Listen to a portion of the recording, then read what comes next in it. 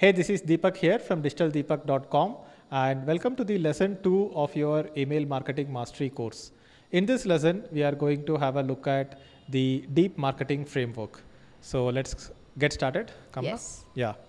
So the deep marketing framework is basically a formula that I developed to make the entire marketing funnel simple.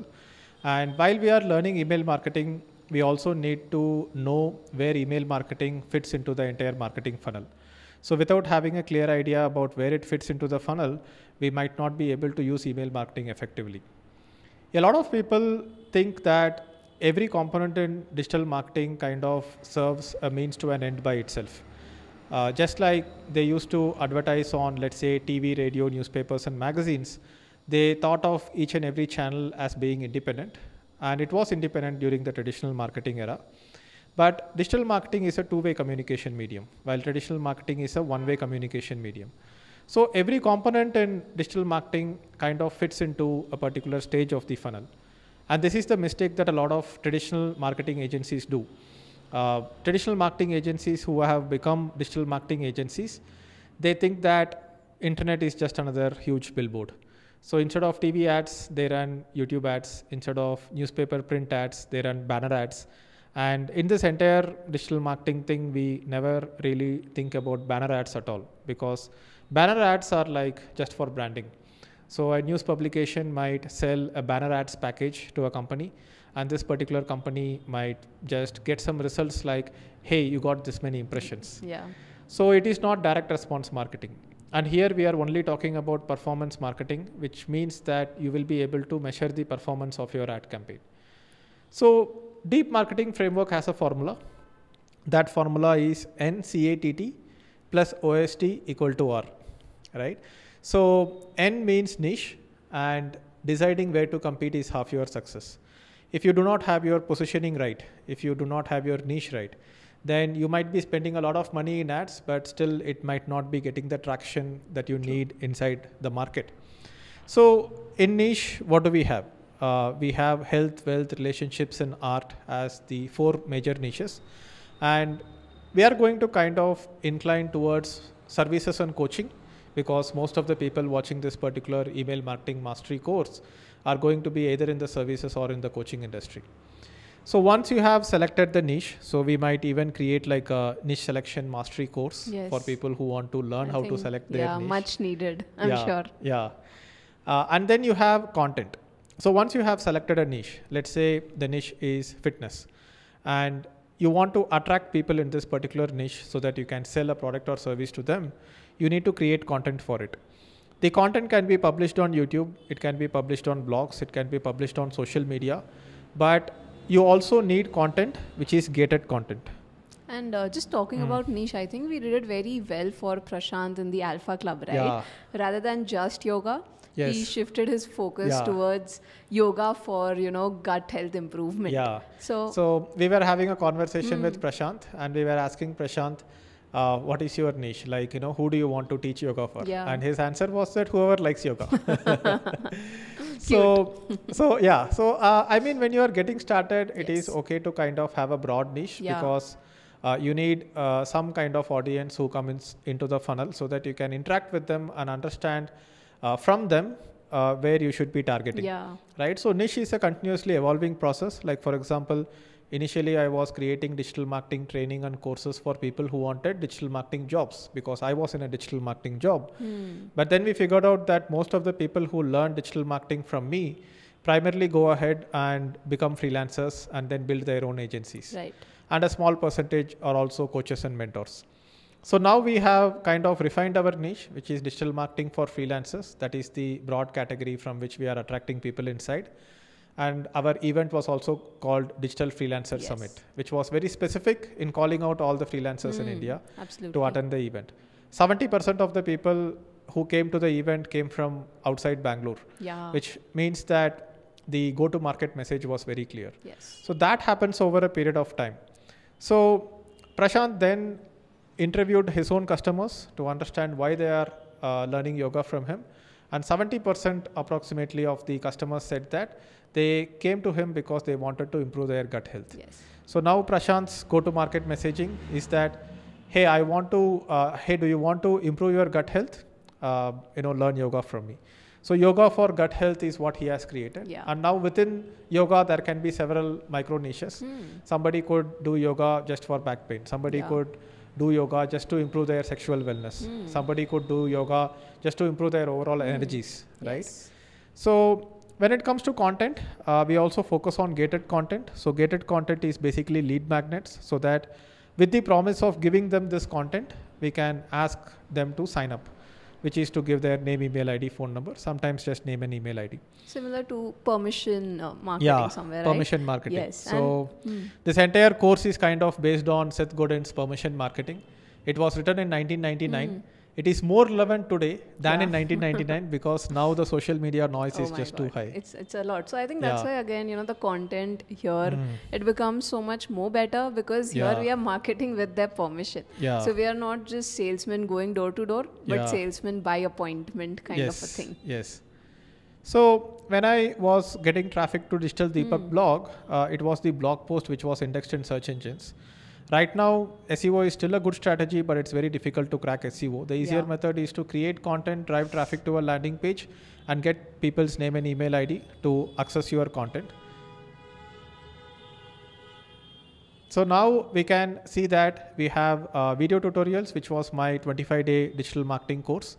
And with video tutorials, you can get people's name and email ID. We have discussion forums. To join the discussion forum, people will give their name and email ID. It can be ebooks, it can be calculators, basically anything that people will find it useful enough to trade their personal contact information. And those kind of content is necessary.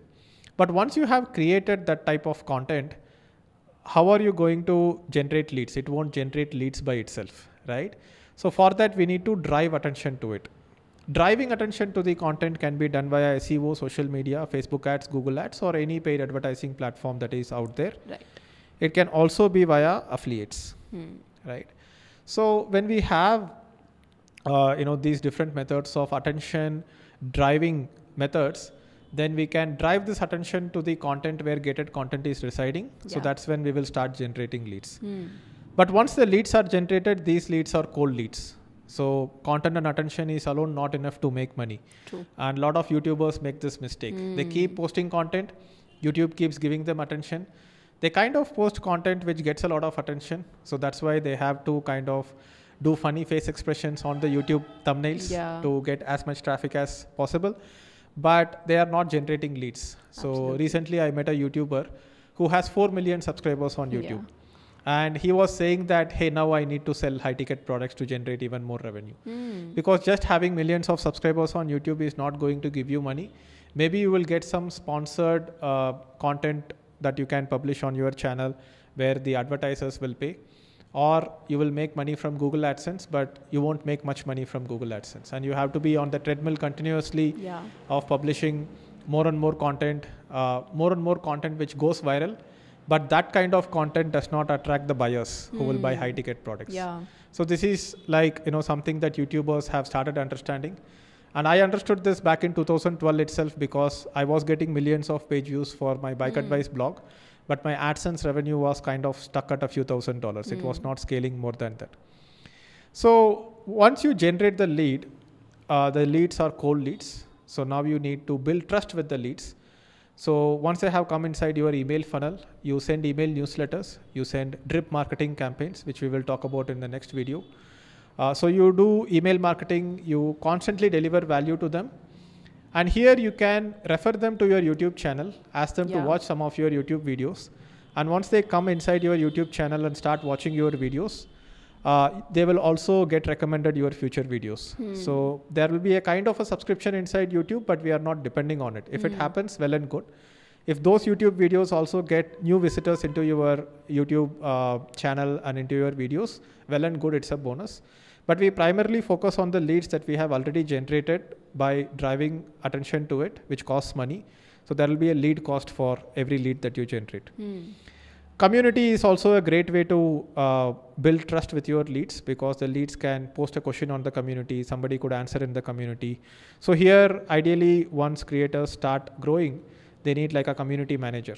And this particular community manager can engage the community to build trust for your brand.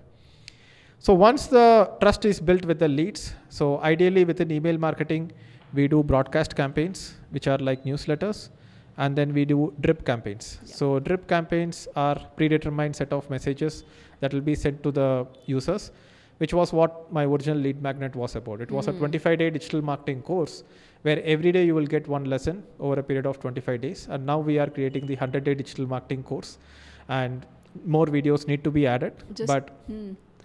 Yeah, go ahead. No, just to, iterate the importance of how even a single lead magnet can be really great. Like, how long did you, use the 25-day? Yeah.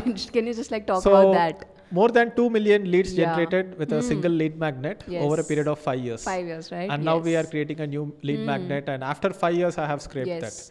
So here the content that we create has a very long shelf life because it is structured, and it need not necessarily be viral type of content. A lot of viral type of content die down very fast. You post it on YouTube, maybe you get traction for 2-3 days, especially news channels, right? There is no traction to it. Even entertainment related content are having more shelf life. Somebody would have done a stand-up comedy long back, and even after 5 years, somebody would be watching it. Yeah. Again, you cannot sell something to that audience. That is another problem. But the worst type of content is news type of content. Like, very, very less shelf life. 1 day maximum, and then it dies down. Yeah, because I had also entered your funnel from the 25, day digital marketing course. And I think this is where email marketing plays a role, because say I would have just subscribed to a YouTube 25-day playlist, which I had done earlier, but I never ended up revisiting it after the 3rd or the 4th video because there was no reminder about that channel to me. And along with the reminder for that channel, there were various other channels which I'm like, I didn't know, this looks better, that looks better. But I still remember back in 2019, I think I was just 6-7 months old in your funnel that time. And I subscribed for the 25-day course.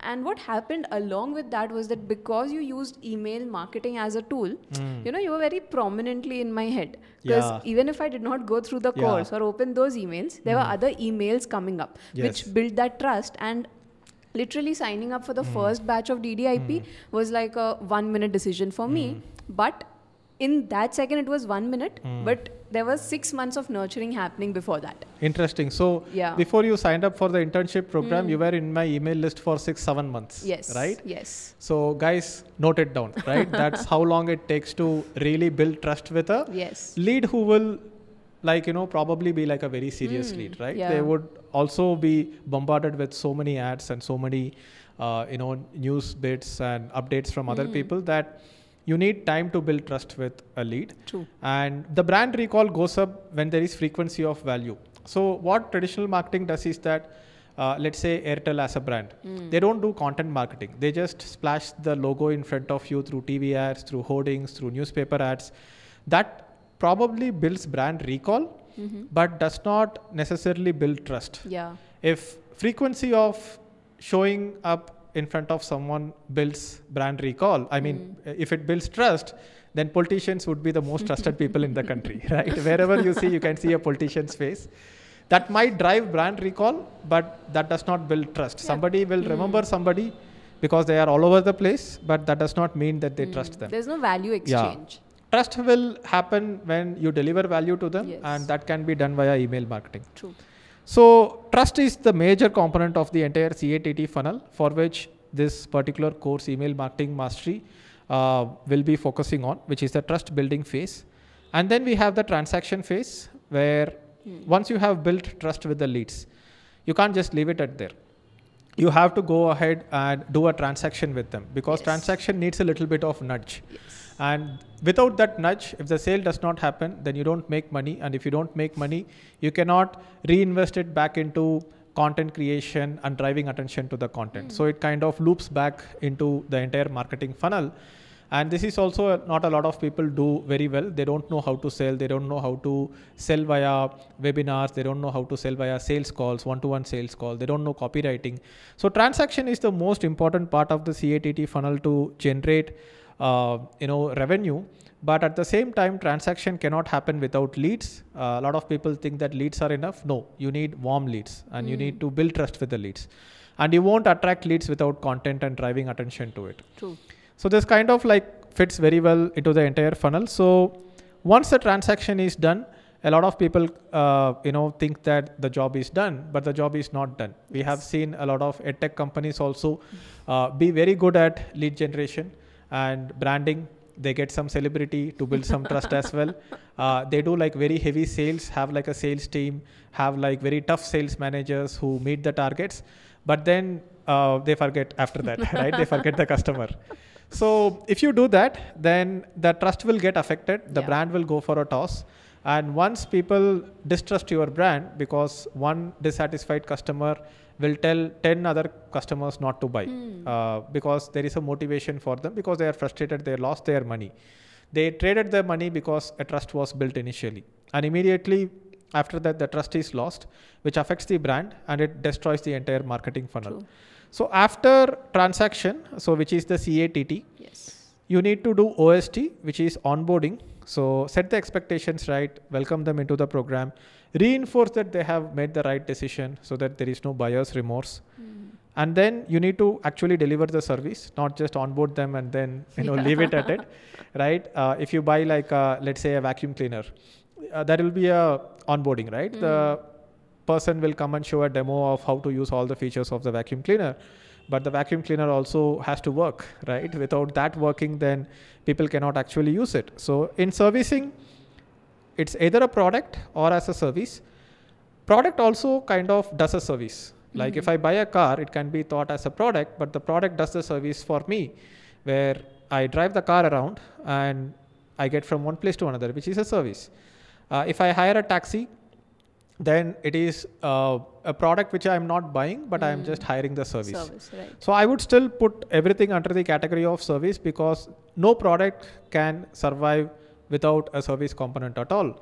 Only commodities will probably survive without servicing. Like, you buy a gold bar, which is a commodity, or you buy onions or cotton, it's a commodity. Yeah. When it comes to commodity, you cannot charge premium pricing.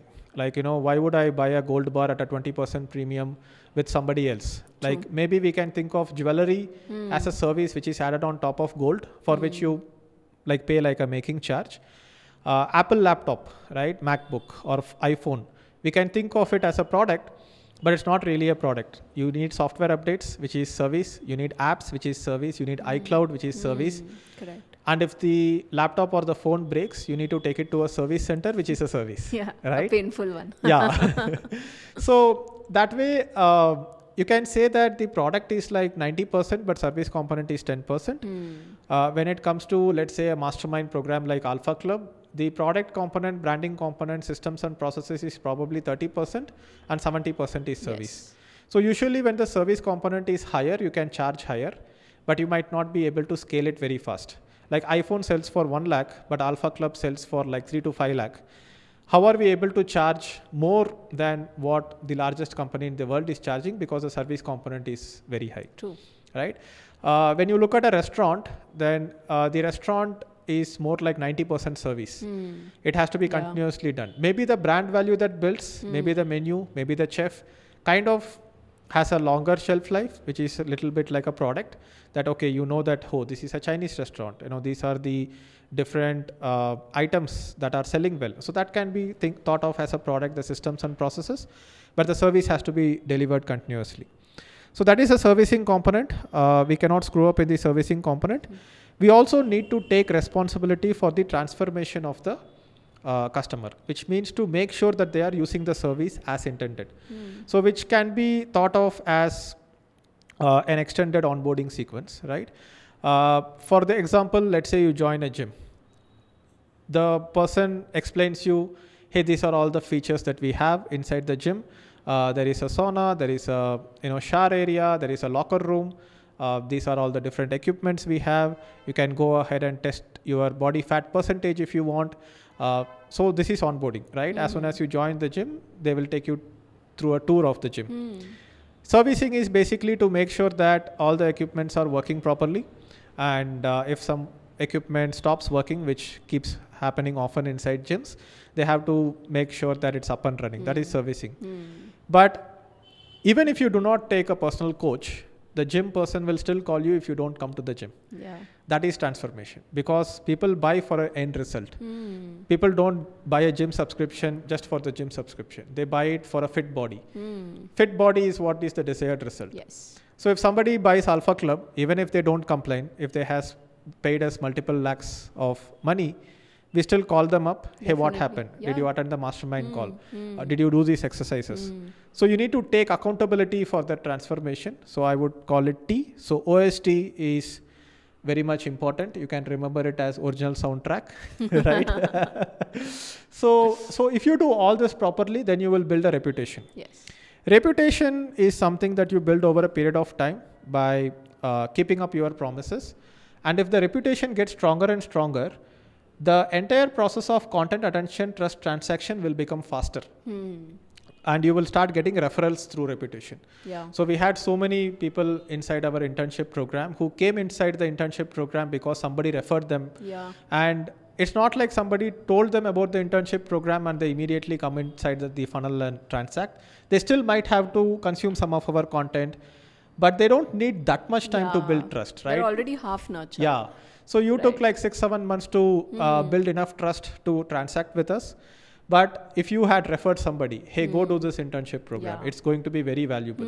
They might come inside the funnel and maybe within a month they are convinced because you referred them. Since they trust you, I use that as a leverage. So happy customers are very important to build reputation. And now your percentage of people who transact with you might go higher, your profits go higher, revenue goes higher. Then you use that to go ahead and invest it in onboarding, servicing and transforming, and invest the rest of the money in creating more content, more attention, more trust. And this kind of becomes like the feedback loop. So this is the deep marketing framework, and email marketing mastery is going to help in the trust component of the entire framework. Facebook ads and Google ads and SEO is going to help in attention part of it. Content marketing mastery is going to help in the content part of it, and lead generation mastery as well. The sales mastery course and the copywriting mastery course will help in the transaction part of it. So our idea is to make sure that we get people who are watching this course to pretty much go ahead and get all the courses, either in the mastery club, which comes as a bundle of all the courses, or people can buy individual courses as well. So this is needed and very important. So right now we are just focusing on the trust component, and we will see how to build trust using email marketing. So I hope the entire digital marketing funnel is now like a map, and now people know that which part of the map they are in. So any final thoughts, Kamna? Yeah, I think so. Since the day I've been introduced to this framework, I think it's just beautiful because the whole thing with the digital marketing space is we tend to get lost. The potential is unlimited, and there's no barrier. It's like such a beautiful time to actually be alive, because maybe earlier it was not possible. Now obviously with this overload of information, again whenever I think someone is lost, it's just this simple process that needs to be followed and executed, and that's actually all that's required, to be very honest. There's like no secret, nothing. It's just this plus hard work plus consistency. Yes, exactly. So, all right. So that's that for the second lesson of the email marketing mastery course, and I will see you guys in the third lesson. Bye-bye. Bye-bye.